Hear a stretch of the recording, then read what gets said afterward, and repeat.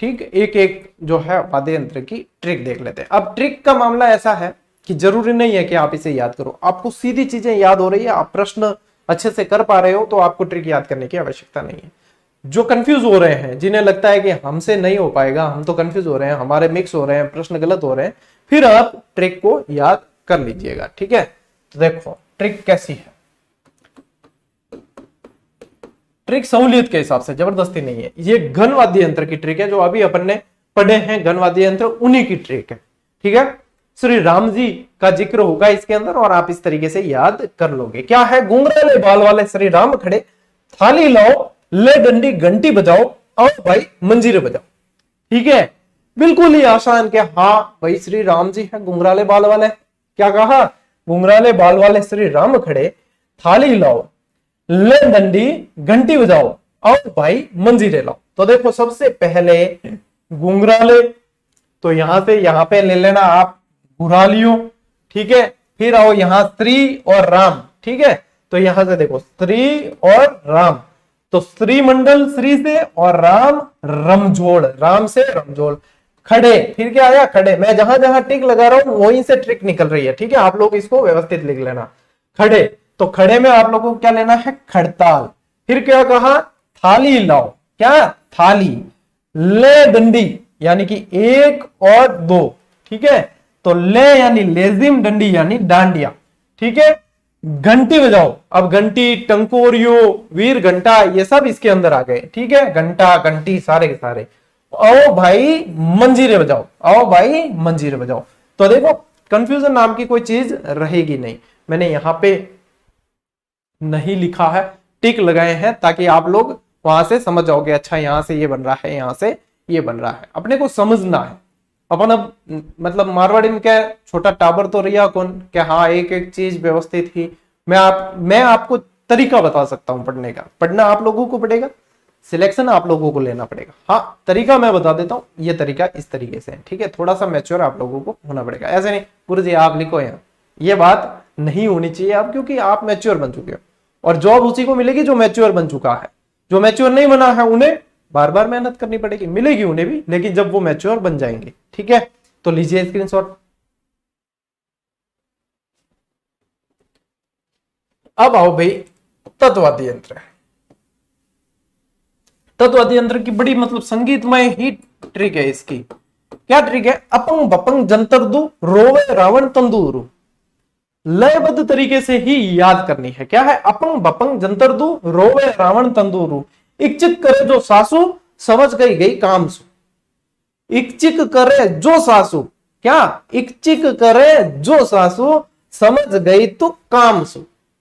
यूं याद रख दे कि अपंग बपंग जंतर दू, रोवे रावण तंदूरू। इच्छिक करे जो सासू, समझ गई तो कामसू। अब कोई सासू काम से नहीं जाएगी, लेकिन अपने ट्रिक जो है काम से याद हो जाएगी। तो देखो अपंग बपंग जंतर और दू।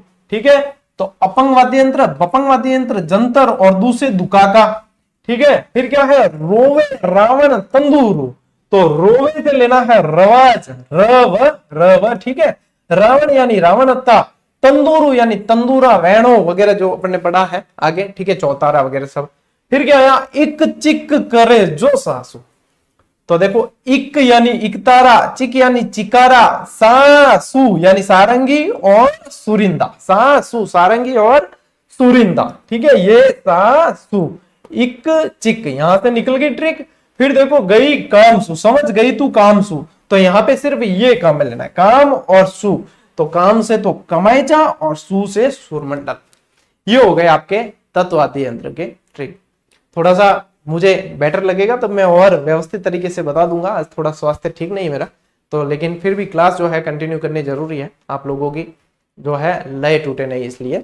ठीक है, तो बहुत आसान ट्रिक है। अपंग बपंग जंतर दू, रोवे रावण तंदूरू। इच्छित करे जो सासू, समझ गई तू कामसू, समझ गई तू कामसू। ठीक है, इस तरीके से याद कर लेना। अब आओ भैया आगे सुशिर वाद्य यंत्र। देखो सुशिर वाद्य यंत्र में भी क्या है? मोर से नाग पावरी डरे, मोर से नाग पावरी डरे, यानी मोर से नाग डरते ही है। ठीक है, मोर से नाग पावरी डरे, भांग बाकी बोली करे। ठीक है। मोर से नाग पावरी डरे, भांग बाकी बोली करे, तुम ओसे सिंगा पहली नड़े, सुर में बस अलगो जबड़े। मतलब तुक मिलाया हुआ है ताकि याद करने में दिक्कत नहीं हो। और याद उन्हें ही करनी है जिनको डायरेक्ट याद नहीं हो रहे कि गुरुजी ये याद करें, इससे अच्छा डायरेक्ट वाद्य यंत्र याद कर लें। तो सोने में सुहागा डायरेक्ट याद हो रहे हैं तो दिक्कत ही का है, डायरेक्ट याद नहीं हो रहे हैं तब ये करने हैं। ठीक है, क्या है, मोर से नाग पावरी डरे, भांग बाकी बोली करे, तुम ओसे सिंगा पहली नड़े, सुर में बस अलगो जबड़े। जैसे कोई दोहा याद किया, बचपन में बहुत किए हैं अपन ने, तो यहाँ पे भी जैसे कोई दोहा याद किया है, तो देखो मोर से नाग पावरी, ठीक है। तो देखो मोरचंग से यानी शंख, नाग यानी नागफणी, पावरी यानी पावरी वाद्य यंत्र ही है। फिर क्या है, भांग बाकी बोली करे, यानी भांग यानी भूंगल, बाकी यानी बाकिया, बोली यानी बोली भी वाद्य यंत्र है। ठीक है, और करे यानी करना वाद्य यंत्र। फिर क्या है, तुम ओसे सिंगा पहली नड़े, देखो पूरे से ट्रिक निकलेगी। तुम ओसे यानी तुरही, मोसे यानी मसक, सिंगा यानी सिंगा सिंगी वाद्य यंत्र है। ठीक है, पहली भी वाद्य यंत्र है, नडे यानी नड। और फिर क्या है, सुर में बस अलगो जबड़े, तो सुर यानी सुरनई, बस यानी बांसुरी, और अलगोजा वाद्य यंत्र है।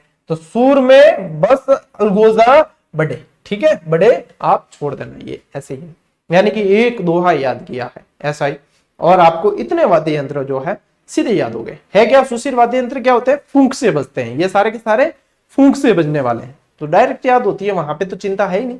जिनको डायरेक्ट याद नहीं होती, ट्रिक उनके लिए है। स्क्रीनशॉट ले लो भाई। हाँ, अब आते हैं अवनद्ध वाद्य। अवनद्ध क्या होता है, चमड़ा मड़ा होता है जिसके ऊपर। ठीक है, चमड़ा मड़ा होता है तो मार पड़ती है तब बजते हैं। ठीक है, यहाँ पे ड ढ वाले ज्यादा आएंगे, तो देखो मार ढोल डेरू तासा, देखे नटों का तमाशा, नौबत घेरने की आई, खंजरी बड़ी चंगी बजाई। क्या है, मार ढोल डेरू तासा, देखे नटों का तमाशा, मार ढोल डेरू तासा, देखे नटों का तमाशा, नौबत घेरने की आई, खंजरी बड़ी चंगी बजाई। ठीक है, तो देखो मार यानी मांदल, ढोल डेरू तासा, तो देखो मांदल, ढोल, ढोलक भी आ गया, ढाक भी आ गया, डेरू और तासा जो मोहर्रम में बजाया जाता है। देखे नटों का तमाशा, यानी कि नटों की मांदल एक पढ़ाई थी, आप लोगों को स्पेशल याद होगी, नटों की मांदल पढ़ाई थी। ठीक है, और तमाशे वगैरह में वाद्य यंत्र बजाए ही जाते हैं, ये डमरू तमाशा और ये डमरू वगैरह जो है तमाशे में बजाए जाते हैं।